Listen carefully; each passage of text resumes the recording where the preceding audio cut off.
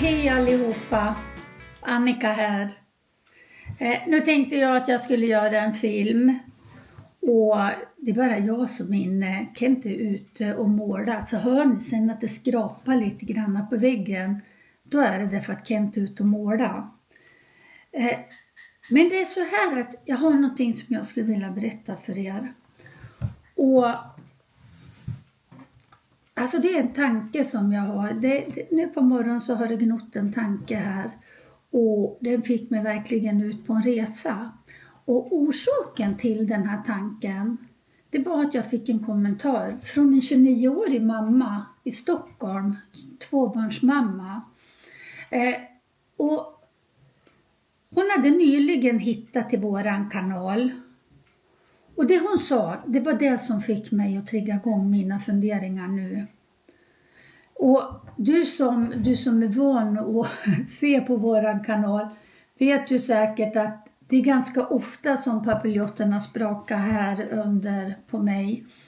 Och ja, då brukar jag ofta skriva, jag pratar med mig själv och så, Kent kan bli less på mitt tjat. Så att då funderar jag med mig själv och jag kan skriva och jag kan greja på. Men nu tänkte jag ta det här med er. Jag hoppas att det är okej. Om vi går till den här fina kommentaren då som jag fick på YouTube. Det hon sa att mycket utav det som läggs upp på kanalerna idag. Det handlar bara om en yta, en fasad, det är flashigt, det är mycket pengar, det är liksom så. Och det var det som triggade igång med. Det är många som gärna vill liksom visa hur det är och hur bra det är och sådär. Man visar liksom jättefina hus, supertrendig inredning och istället för att visa hur man har det på hotellet så visar man gärna det här flashiga 5-stjärniga hotellet som man har råd att bo på. Man visar ofta om man äter på de här riktigt fina innekrogarna och så vidare. Men hur man upplevde själva vistelsen eller hur man hade det tillsammans och så vidare, det är inte så viktigt utan det är den där fasaden. Alltså då börjar jag fundera på och liksom, vad säger det här egentligen? Man kan faktiskt jämföra de här bilderna på Facebook med en present, ett paket. Men alltså det säger ju ingenting om innehållet. Så är det ju faktiskt ganska skrämmande att liksom vi följare ska imponeras av vad andra visar upp utan att veta vad det egentligen finns där bakom. Det är ganska sjukt egentligen. Undrar hur det är att äta middag där. Undrar vad de pratar om på kvällarna. Undrar vad de har för värderingar. Men alltså sånt får man ju aldrig reda på. Det är bara den där snygga fasaden. Och den säger ju egentligen ingenting alls. Och naturligtvis så är det inte så här för allihopa. Utan det finns ju de som har en perfekt fasad, en perfekt insida. Så att jag säger definitivt inte att alla är så. Men många är så. Och många är de följare som imponeras. Helt i onödan. Och det jag hoppas det är att Kent och jag inte visar någon fasad. Utan att vi visar verkligen liksom hur det är bakom fasaden. Många på Facebook de har ju, eller på andra ställen, de har ju liksom våran kanal ska handla om det här. Man har som man säger ett content. Och väldigt många har liksom inredning och har resor, har husbilsliv och så vidare. Kent och jag, vi har inget sånt. Utan det vi hoppas och visa, det är liksom bara oss själva. Vilka vi är och hur vi lever. Jag säger till dig nu då, 29-åriga mamma från Stockholm, tvåbarnsmamma. Att tack för din jättefina kommentar och tack för det engagemang som den skapar. För jag har verkligen fått en fundering idag tack vare dig. Och nu ska jag göra mig färdig och gå ut och hjälpa Kent att måla. Han är ju ute och har börjat redan. Och det är hög tid att jag ansluter till honom och målar lite grann också. Vädret ute idag är soligt. Det är inte så där jättevarmt och gassande. Så att det är egentligen ett perfekt målarväder. Så jag ska gå ut och börja med det jag också.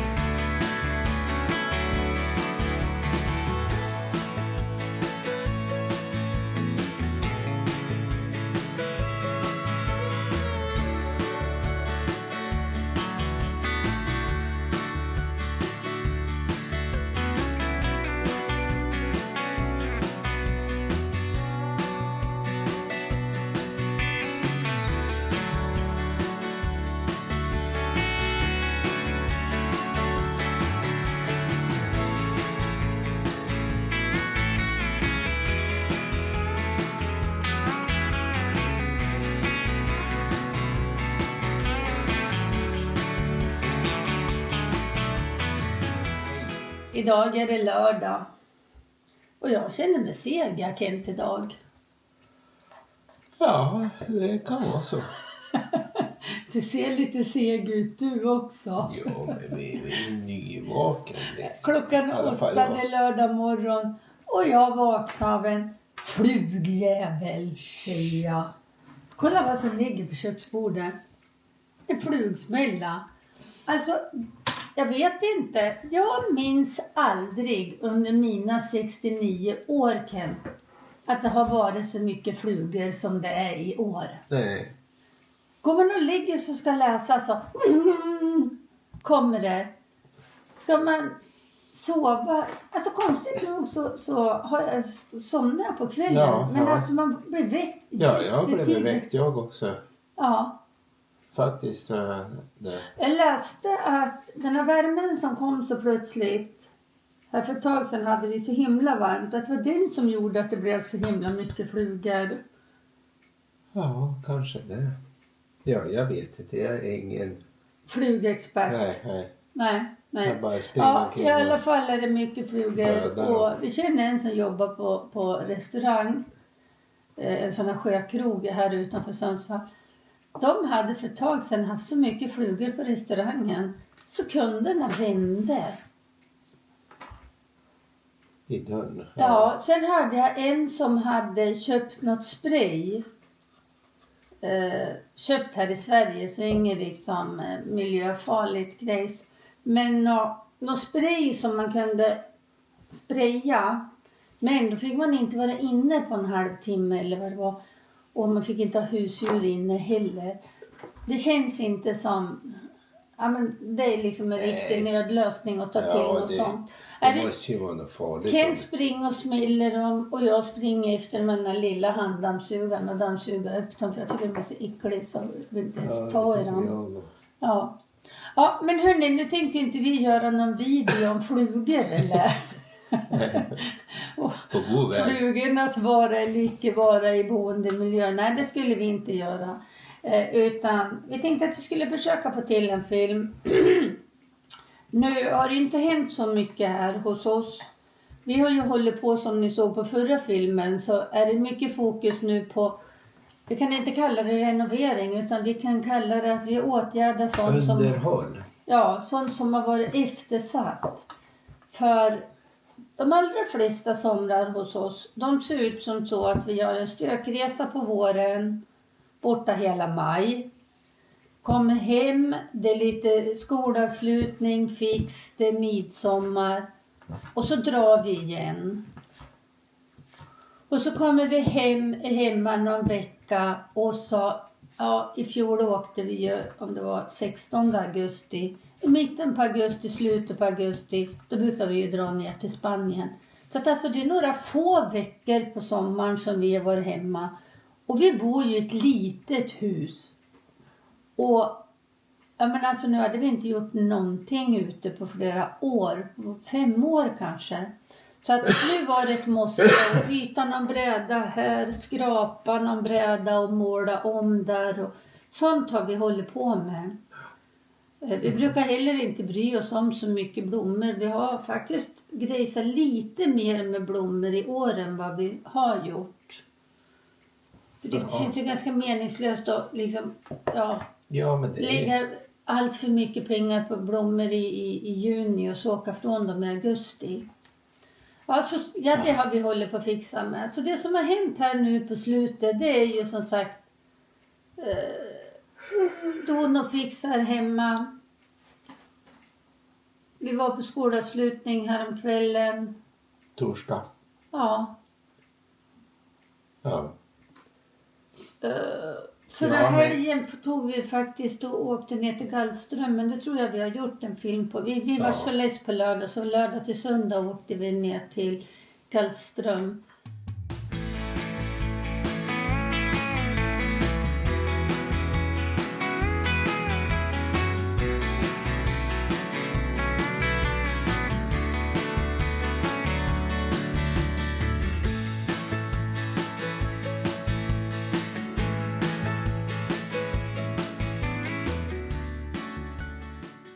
Det är bara 2 mil härifrån. Så, men vi har mer eller mindre varit hemma sen vi kom hem från stökresan. Och när det var det... Va? När det var det vet jag är helt dagvill. Ja, men det är en månad sedan ungefär. Idag är det 14. Är det en månad sedan vi kom hem? Nej. Ja, 3 veckor sedan vi kom hem. Ja. 3 veckor, eller? Ja. För vi kom hem, då var vi ute och åt med Micke och dem. Och sen... men nu kommer jag ihåg. Vi kom hem till den 31 maj. Ja. Ja, strunt i samma. Jag måste visa, vi har ju hållit på att måla och jobba på som fasiken. Och nu har vi fått hem ved också. Och det är rätt mycket kan jag säga. Så att nu har vi jobb med det också. Så att men Men det ska väl ligga och torka? ja, det här ska, ja, han sa det, och gärna inte täcka ett, så. Men jag är lite skeptisk mot det när man tänker sig om det regnar. Det är mycket skeptisk. Ja, man blir lite skeptisk. Ja, men då har man lite jobb. Men det är bra. Det blir mycket värme av det här. Idag verkar det som det blir en kanonfin dag. Vi bor ju i ett lugnt område. Så liksom det är inte alls så mycket trafik. Och det är faktiskt ganska många äldre som bor här på gatan också. För de här husen, de är bara på 3 rum och kök. Så det är liksom inget hus för en stor familj. Så det gör väl att det blir lite lugnare. Här ser ni mina krukor. Visst vart de bra? Jättefina. Och nu vart de ju svart i underkant. Eller svart i underkant. Nu vart de inte svart i underkant. Jag hade ju målat dem svart här ner till. Men så kom ju Petra och hade synpunkter. Och då lyssnar man ju på det. Och så känner om de är torr. Och de behöver lite vatten. Ja, men det vart jättebra. Det var den som var... Nej, den var nog inte ful. Jag köper blommorna på Blomsterlandet, tror jag det heter. De finns ju över hela Sverige. Jag upplever att de har kraftiga blommor. Här planterar jag i mitten 3 stycken tagetes. Men lobelian, jag vet inte om de 3 lobelian tränger bort dem. Ja, vi får se hur det vart. Men det blev nog bra. När vi gjorde den här lilla altan på framsidan så tänkte jag att det skulle bli en frukostaltan. Eftersom det här som vi har solen. Här ser ni den här altanen och nu har vi fixat till den också. Men alltså vet ni, vi sitter nästan aldrig här. Jag vet inte varför.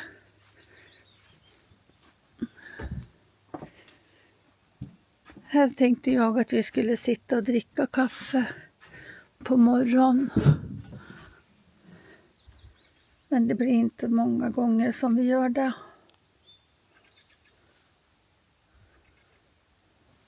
Nu har vi förresten fått kört bilen upp till Petra, till våran dotter som bor på samma område. Hon har större gård än vad vi har. Större tomt. Så jag har fått ställt husbilen där. För här ligger den här vedhögen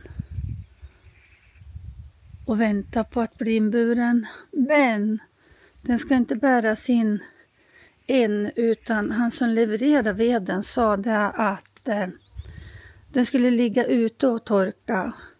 Och var det så vi åkte iväg så tyckte han inte att vi skulle ha på någon presenning. Utan låt den ligga och torka. Och jädrar, jag går på barfota och gammfötterna. Gör lite halvont. Här ser ni, det är ganska stor vedhög. Vi köper 10 kubik. Och så brukar vi normalt dela med Petra så hon tar hälften. Men nu tog hon lite mindre. Så det här, ja, det är inte fullt 2/3 av det vi köper. Och vi köper det av en som vi har köpt av i många år. Och nu har ju veden blivit dyrare och dyrare. Så att jag vet inte. Jag pratade med andra och de tyckte att vi fick betala ett bra pris. Vi betalade 750 kronor kubiken. Och då är det som sagt hemkört hit på gården. Vi behöver bara bära in det. Och när jag pratade med min bror tyckte han att det var bra. För han betalade faktiskt 1000 kronor kubiken. Men han fick åka och hämta. Så att jag ska inte klaga på att våra leverantör är dyr. För jag tror inte att han är det. Och här ligger du och myser i solen. Ja, här ligger Thea och myser.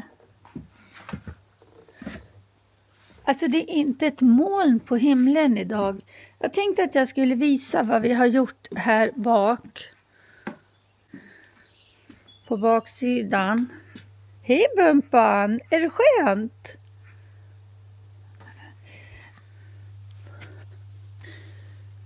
Ja, men det mesta är som sagt gjort. Allt det vita är målat. Jag tror att det räcker. Jag tror inte det behöver målas något mer. Men där borta sen ser det ut som det har varit fönster. Och det där, det är grannens garage. Och vi vill inte att grannen ska ha ett fönster in på våran uteplats. Så att för många år sedan då så pratade vi med grannen och sa att vi vill bygga igen det där fönstret. Och det fick vi göra. Men nu har det blivit fult.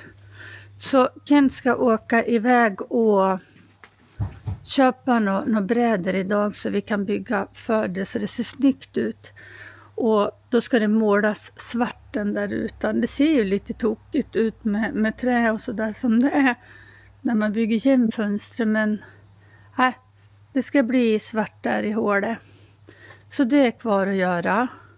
Och så sedan så har han bytt några brädor på det här. Och det ska tvättas, skrapas och målas. Sen ska den där brädan precis där uppe vid tak. Den ska målas vit också. Så det är liksom lite sånt som är kvar. Så får vi se sedan vad det blir. Och här gjorde vi en till likadan sån där kruka. Och sen hade vi de här lådorna sen tidigare år. Och där är det också Kents älsklingsblommor. Och där borta hörnet har vi ett jordgubbsland som inte har fått kärlek på flera år. Och jag är så sugen på att ta bort det. Men jag tror att vi struntar i det i år, så får jag fundera på. Antingen måste du få kärlek eller så får vi ta bort det. Ni förstår ju att vi vill åka ut med husbilen där det händer lite. För här hemma på våran gata, där händer det inte mycket. Finns inte så mycket att se och få intryck av. Där står stegen Kent har varit uppe också och rensa i hängrännor heter väl det. Vad gör du Kent? Ingenting. Tar du reda på kläderna som vi... De där kläderna som ligger där, det var väl sånt som vi tog in igår som var lite småfuktigt, eller? Ja. Ja. Det var ju så. Ja. Du, ska du åka väg på brädgården som finns i Nordby och köpa lite virke till fönstret, så kan vi måla det också idag. Ja. Och göra färdigt. Kan jag måla där uppe, heter det vindskivorna. Vadå? Vindskivorna ska ju också målas. Ja, men törs du klättra dit då? Jag får väl se. Jag börjar faktiskt bli så himla ostadig nu. Men den där trappstegen är ju väldigt Stadig? stadig. Ja, vi har några riktigt bra trappstegar. Vad gör du Annika? Jag kokar senap. Perfekt. Ja. Den här senapen gör ju vi både lite nu och då. Och jag tror att jag har lagt ut receptet på den här senapen i någon film förut. Och fick positiv feedback på det. Så jag kan lägga ut det här receptet igen. Ja, den där är riktigt god. Men gör den lite tunnare nu då? Ja, jag gör det. För sist vart den lite... Ja, man får inte ta för lite vatten. Utan hellre lite mer än... den här är på 1 liter. 1 liter vatten. 1 liter vatten bland annat. Jag ska lägga in receptet. Men tycker man att den blir för fast, då kan man ta i pytte lite till. Men nu ska den här kokas tills den blir blank. Och jag minns, mamma hon sa alltid att man skulle koka tills att det släppte I kanterna? I kanterna. Nej men alltså så att senare jag släpper släpper från kastrullen. Yes box. Och så är det här receptet på 1 stor burk Kohlmans senap. Och en annan sak som är viktig när man gör senap, det är att sedan när man ska ha i själva senapspulvret, då kan man inte bara dumpa i det, för då blir det klumpar utav senapspulvret. Så man måste sikta i. Och sedan när man kokar den ska koka så den blir blank. Då måste man röra hela tiden så att det inte bränns i botten. Jajamän. Kom och visa hur det ser ut här. Bra det. Ja. Han ska vara alldeles blank. Ser ut nästan som en liten gul tapetklister. Toppen. Och jag stänger av den. Nu hjälpte Kent med att hej en burk Kohlmans senapspulver. Och då siktar vi i det. Och eftersom inte vi har någon assistent utan jag måste hålla i den här, så måste jag ha hjälp. Annars kör man så förbaskat. Nu ska den här röras till den är ganska sval. Ja. Och sen när han har kallnat, då börjar man upp den. Yes. våran kanal, den kan ju bli lite tråkig ibland. För det är bara våran liksom vardag, det är bara vad vi gör. Men att hålla på och kamma till sig och fixa sig för att göra någon film. Det har inte du och jag förstått att det kan vara ett alternativ ens en gång. Men jag undrar om det blir något bättre. Ja. Nej, det kanske inte blir något bättre när man kammar till sig när man är i den här åldern. Nu är det dags att avsluta den här filmen. Och den blev väl kanske lite sörrig och lite si och så. Men det vi tyckte kändes viktigt att säga, det är det att våran kanal, den är ju bara Kent och jag. Och den är heller inte så innehållsrik. Men jag kan nämna det att när vi startade den, och det här har jag nog sagt förut också, så gjorde vi det för att våra barn och barnbarn skulle kunna följa med oss på resor. Och vi la den inte privat utan vi la den öppen. Och sen har det liksom blivit mer och mer följare. Så den har liksom blivit lite mer, om man säger, publik då än vad som var tänkt från början. Men vi vill hålla den här kanalen liksom på den nivån att det är bara vi. Det är liksom inte något speciellt. Men vi vill hålla den här kanalen på liksom våran nivå. Och ganska enkelt och inte så liksom flashigt och tillgjort.